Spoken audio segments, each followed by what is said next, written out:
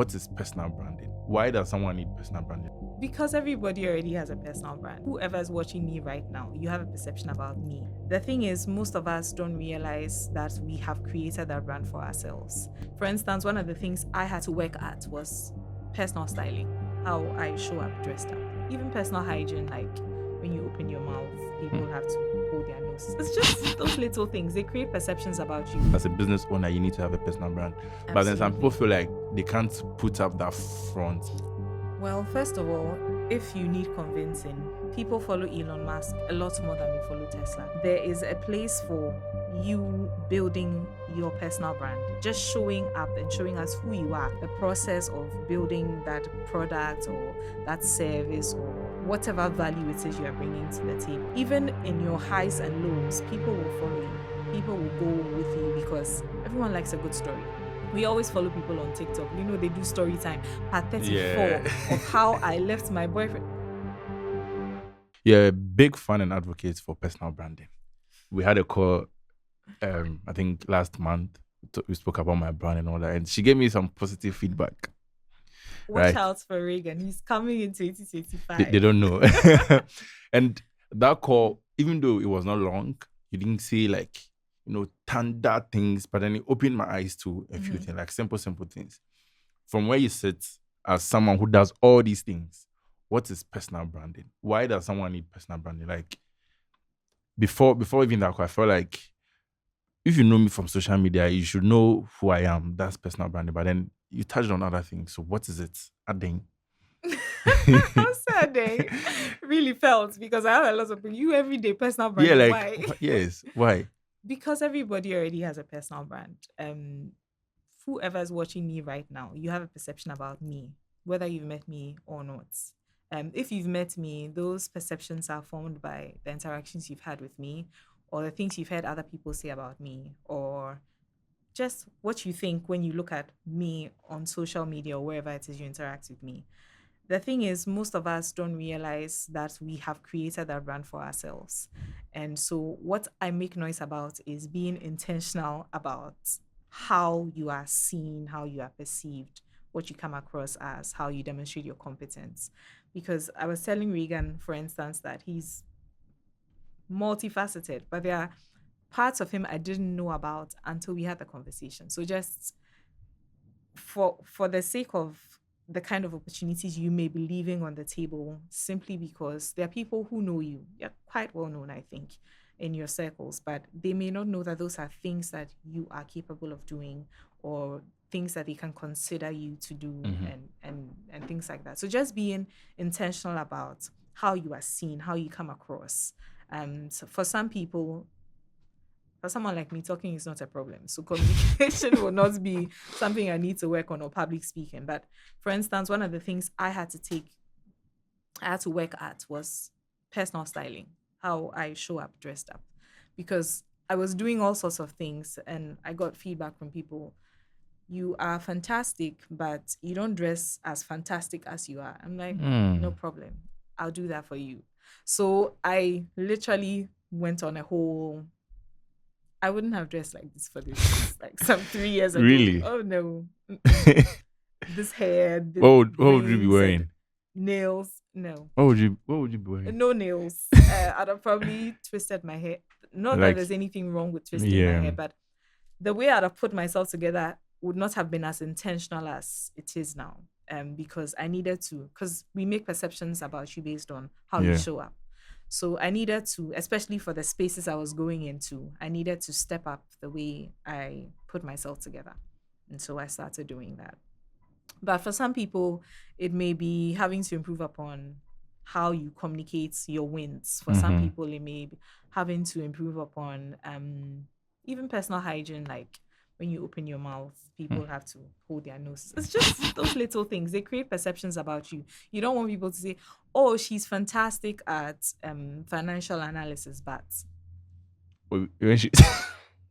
And you'll be shocked. Those kind of things make decisions. Yeah. Or she's great, but she does not have people skills. So it's really just being intentional about how you show up. Because for everybody, we already have perceptions about you. Everybody, that's no true. doubt. That's why some people can meet somebody and the first time they're like, I don't like this person. Exactly. Yeah, that's Exactly. true. It's something they said, something, it's your aura wraps them off a wrong way, or something they've heard about you, or something some comments you posted on, maybe someone was trolling someone and you And you came to went to say see- something else, and it's like, is that how you are? All those things make they create perceptions about you. So just being intentional about how you show up is why I keep making noise about it. Yeah. So for someone, because there are people that want to, let's say a business owner here, they are trying to put content out there, because right now, this era, that's what sells. That's like social media, being able to push your business and all that. Do they still need a personal brand? Because I think when you did your office hours here, you mentioned something in relation to Elon and Tesla and all that. People know him more than they know the business and all that, which means as a business owner, you need to have a personal brand. But then some people feel like they can't put up that front on. I don't know if you get what I'm saying. So how did they go about it? Well, first of all, if you need convincing, like he said, people follow Elon Musk a lot more than they follow Tesla. And you can check for all the businesses that are front facing, that are public and known, people always go and look for the people behind them. That's why podcasts are famous these days, because you get to meet the person behind whichever brand it is you are seeing. So there is a place for you building your personal brand, just showing up and showing us who you are, the process of building that product or that service or whatever value it is you are bringing to the table. Because if you don't do that, I have no doubts that you'll be able to make sales if you hire a few influencers, have a nice, compelling offer. But that community that will stay with you regardless of how many times you pivot. If maybe you decide, I'm going into interior decor, or no, I'm going back into tech, or whatever it is. If you build that community, you will have a ready audience, a ready market, regardless of where you go.